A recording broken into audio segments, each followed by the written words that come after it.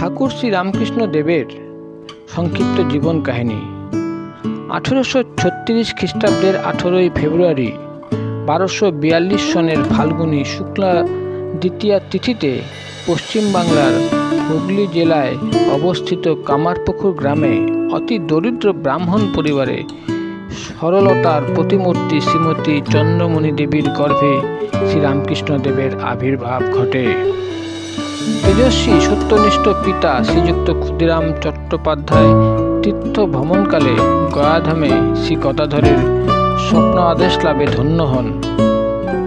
ক্ষুদিরাম, তোমার ভক্তিতে পরম প্রসন্ন হয়েছি, পুত্ররূপে তোমার গৃহে অবতীর্ণ হয়ে আমি তোমার সেবা গ্রহণ করব। সেহেতু অপূর্ব কান্তি নবজাত শিশুর নাম রাখা হলো গদাধর। গ্রামে আবাল বৃদ্ধ বনিতা প্রিয় দর্শন বালকের প্রতি অতি আকৃষ্ট হয়ে পড়লেন। বয়োবৃদ্ধির সঙ্গে সঙ্গে যথাসময়ে গায়ের পাঠশালায় প্রেরিত হলেও অর্থকরী বিদ্যার প্রতি তার অনীহা দেখা গেল। অলৌকিক মেধা ও শ্রুতিধরত্ব গুণে ভূষিত গদাধর পুরাণ কাহিনী, রামায়ণ, মহাভারত, দেবদেবীর স্তব সহজেই আয়ত্ত করতে পারতেন।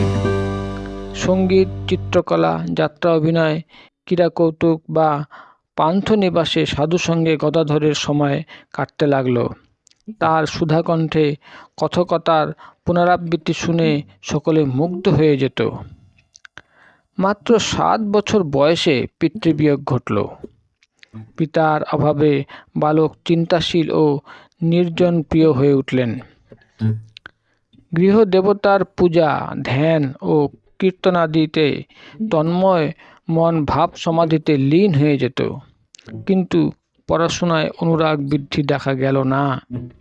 বড় ভাই রামকুমার দেখলেন গায়ে থাকলে কিছুই হবে না, বয়স বেড়ে যাচ্ছে, অন্তত অর্থ উপার্জনের জন্য কিছুটা পড়ানো দরকার।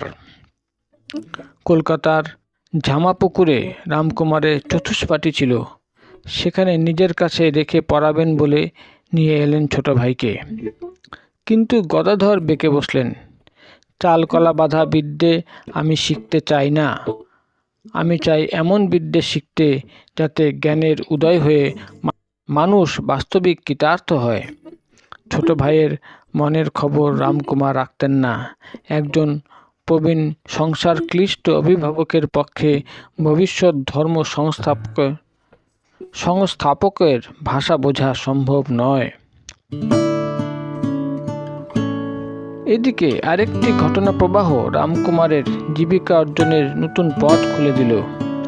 প্রথিত কীর্তি ধনশালিনী ভক্তিমতী রানী রাসমণি দক্ষিণেশ্বরে গঙ্গাকুলে শ্রী ভবতারিণীর মন্দির প্রতিষ্ঠার জন্য প্রগাঢ় পাণ্ডিত্য ও উদারতার প্রতিমূর্তি রামকুমারের শরণ নিলেন। রানীর আকুল প্রার্থনায় প্রথমে মন্দির প্রতিষ্ঠা ও পরে পূজার ভার তাকেই নিতে হলো। 1855 খ্রিস্টাব্দের 31শে মে স্নানযাত্রার পুণ্য দিবসে দেবীর প্রতিষ্ঠা হলো। রামকুমার পূজকের পদ গ্রহণ করাতে বালক গদাধরও দক্ষিণেশ্বরে যেতে বাধ্য হলেন। কিন্তু মনে বড় ক্ষোভ, বাবা ছিলেন অশূদ্রজাতি ব্রাহ্মণ, আর আমায় খেতে হবে কৈবর্তের অন্ন। পরবর্তীকালে যিনি প্রচার করবেন ভক্তের জাত নেই, ওইভাবে শিক্ষা দেওয়ার জন্যই বোধহয় শ্রী শ্রী জগন্মাতা তাকে এই পরিবেশে নিয়ে এসেছেন। রানী রাসমণির জামাই মথুরামোহন বিশ্বাস জমিদারির কাজে তাকে সহায়তা করতেন। গদাধরের ভক্তিনিষ্ঠা ও পূজার অনুরাগ দর্শনে মুগ্ধ মথুরামোহন অবশেষে তাকেই দেবী পূজায় নিযুক্ত করলেন। বালক জগজ্জননীর পূজায় মগ্ন হয়ে সব ভুলে গেলেন। ব্যাকুল হৃদয়ে কেঁদে কেঁদে প্রার্থনা করতে লাগলেন, মা, এই যে আর একটা দিন বৃথায় কেটে গেল। কই মা, এখনো তো দেখা দিলি না। মা, তুই রামপ্রসাদকে দেখা দিয়েছিস, আমায় কেন দেখা দিবি না? আমি ধন জন ভোগ সুখ কিছুই চাই না, আমায় দেখা দে। মা, এত যে ডাকছি তার কিছুই তুই কি শুনছিস না মা? পূজাকালে মথুরামোহন একদিন দেখে শুনে রানী রাসমণিকে বলেছিলেন, অদ্ভুত পূজক পাওয়া গিয়েছে, দেবী বোধহয় শীঘ্রই জাগ্রত হয়ে উঠবেন। দেবীর দর্শনে অতিমাত্রায় ব্যাকুল হয়ে গদাধর একদিন মায়ের মন্দিরে রাখা অসি তুলে নিলেন জীবন বিসর্জন দেওয়ার জন্য। এমন সময় মায়ের অদ্ভুত দর্শন পেলেন। ব্যাকুলতা মাত্রা অবলম্বনে যে ঈশ্বর দর্শন সম্ভব তা প্রমাণিত হলো, কিন্তু দিব্য উন্মাদনার ফলে তার পক্ষে বৈধি পূজা করা অসম্ভব হয়ে উঠল।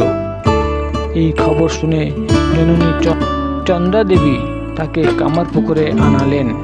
ব্যাধির উপশম হবে ভেবে ছেলের বিয়ে দিলেন জয়রামবাটির শ্রীযুক্ত রামচন্দ্র মুখোপাধ্যায়ের শিশুকন্যা শ্রী সারদামণি দেবীর সঙ্গে।